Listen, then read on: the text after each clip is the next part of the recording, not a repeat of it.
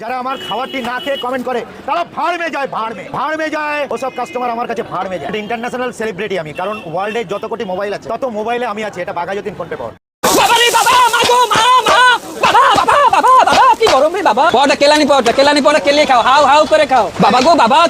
আমি নেতা নই, মন্ত্রী নই, এমপি নই, এমএলএ নই, বাট 400 কোটি ভিউজ আমার। তার মানে হালকা করে বুঝিয়ে দিলাম কি বলতে চাই। তুমি কড়া ভাজা বিশ্ববিখ্যাত বাঘাযতীন ফোন পে পাওয়াটা মানে বিশ্বের সেরা ওয়ার্ল্ড ফেমাস ফোন পে পাওয়াটা। ফুটপাত থেকে রাজপ্রাসাদে এদের ফুড ব্লগার দিয়েছে ঠাঁই, ফুটপাত থেকে রাজপ্রাসাদে এদের ফুড ব্লগার দিয়েছে ঠাঁই। এদের মুখে ফেমাসের কথা শুনে উত্তম কুমারকে ভুলে যাই। ওয়ার্ল্ড ফেমাস ফোন পে পরোটা, ওয়ার্ল্ড ফেমাস ফোন পে পরোটা। হ্যাঁ হ্যাঁ জানি, তোমার পরোটা খাওয়ার জন্য তো বিশ্ববাসী অধীর আগ্রহে বসে আছে। আরে মানুষের রুচিবোধের মানসিকতা যে হারিয়ে গেছে এইসব ফুড ব্লগারদের দেখলেই সেটা বোঝা যায়। এইসব সস্তা সেলিব্রিটি না একদিন সস্তার বাজারেতেই হারিয়ে যাবে, শুধু সময়ের অপেক্ষা। ঠিক বলেছে।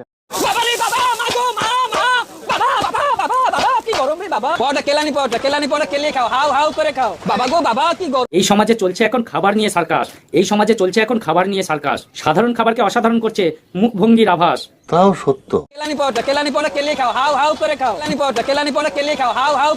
কেলানি পরোটা এটা আবার কি? আসলে ভেগ করে ভিক্ষার নতুন পদ্ধতি। পুরো সমাজটাই একটা পুরো জোকারে পরিণত হয়েছে। আর দেখো, ভাইরাল হওয়ার জন্য মানুষ বিকৃত পন্থা অবলম্বন করছে। আধুনিক যুগে বিজ্ঞানের দান হলো ফুড ব্লগাররা। খুব দারুণ লজ্জার ব্যাপার। যা হয়েছে সব হলো তোমাদের মাধ্যমে বা কন্ট্রোভার্সির মাধ্যমে। এসব আজকে আমরা দুই বোন বা দুই দিদি বলা বোন বলা যা হলো একদম একদম। হরেক রকম পাগল দিয়া মিলাইছো মেলা, হরেক রকম পাগল দিয়া মিলাইছো মেলা। বাবা তোমার দরবারে সব পাগলের খেলা, বাবা তোমার দরবারে সব পাগলের খেলা। আরে কলিযুগের জীবন্ত ইতিহাসেরা, এরা তো দেখছি আগুন জ্বালাতেও পারে আবার নেভাতেও পারে। ঠিক বলেছে। চিন্তা করো না, এদের নিয়ে কিন্তু আগামী ইতিহাস রচনা হবে। আমাদের যেরকম দোকানদারি করে পেটের ভাত জোগাড় করতে, তোমাদের ফুটবল ভিডিও করে ব্লগিং করে তোমাদের পেটের ভাত জোগাড় করতে। কি কি ফুটবল ভিডিও করে ভিডিও করে। আরে আরে এই জন্যই বলে যে প্রজাকে কিন্তু রাজার পাট দিতে নেই। আসলে তা নয়, খুন্তি নাড়িয়ে ভাইরাল, এর থেকে কি বেশি আশা করা যায়? আমরা পরিশ্রম করে খাই, আমরা কিন্তু কারো কাছ থেকে চুরি করে কাউকে পলবান দেখে কিন্তু আমরা খাওয়াই না।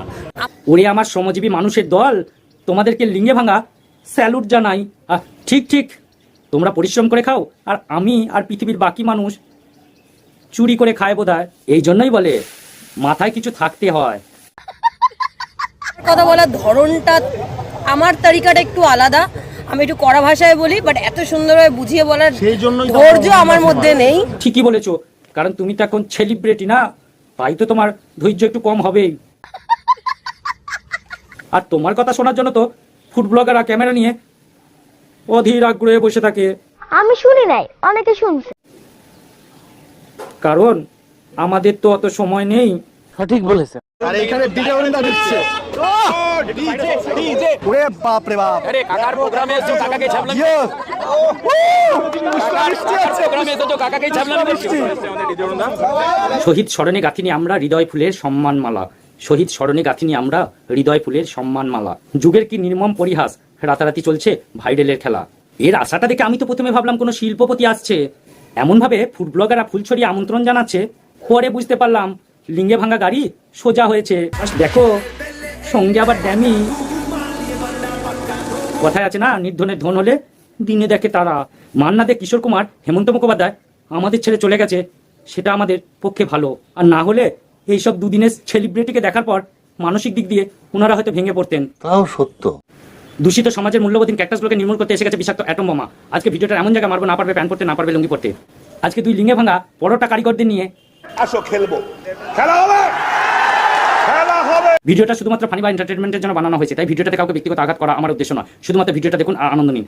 হ্যাঁ ভাই ঠিক আছে। আর ভিডিওগুলো ভালো লাগলে অবশ্যই চ্যানেলটা কিন্তু সাবস্ক্রাইব করবেন। আর তোমরা যদি ছোট ছোট ফানি ভিডিও দেখতে চাও তাহলে অবশ্যই আমার ইনস্টাগ্রাম আইডিটা ফলো করে নাও। বুল্লু বুল্লু হালদার, বেঙ্গুলি, আমি বেঙ্গুলি আছি। আমার বাড়ি বেহালা, শিলপাড়া। হ্যাঁ, আমার পেটাই পড়াই কাজ, আর কিছু কাজ নেই। দুধ দেওয়া হয়েছে, কাঁচকলা দেওয়া হয়েছে, জোয়ান দেওয়া হয়েছে, দিয়ে পেশাব করে। আরে এসব দিয়ে পরোটা, এ তো দেখছি ভুজনো বেলাকার ভাত উঠে আসবে। আর ফুড ব্লগার নামক সায়েন্টিস্টগুলো না থাকলে পশ্চিমবাংলাতে যে এত ট্যালেন্ট আছে সেটা জানতেই পারতাম না। আর পাগলের মতো এমনভাবে বাবারে বাবারে বলে চিৎকার করছে, দেখে তো মনে হচ্ছে এ মানসিকভাবে অসুস্থ।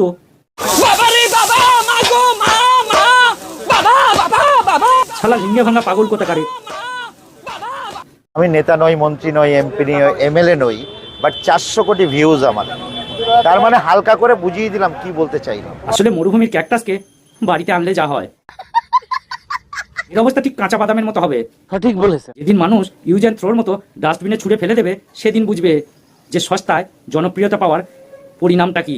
তখন জনপ্রিয়তা পিছন দিকে বেরিয়ে যাবে। বলো তো দেখি আমাদের ডিজে অরুণকে কে কি কমেন্ট করছে, তার মধ্যে একটা কমেন্ট খুব হাইলাইটস হয়েছে আমার কাছে আর কি। তো দেখা যাক কমেন্টসটা। লিখেছে দেখো, বিচিতে ঘুঙুর বেঁধে এমন মারবো পাড়ার লোক শুনলে ভাববে কীর্তন হচ্ছে।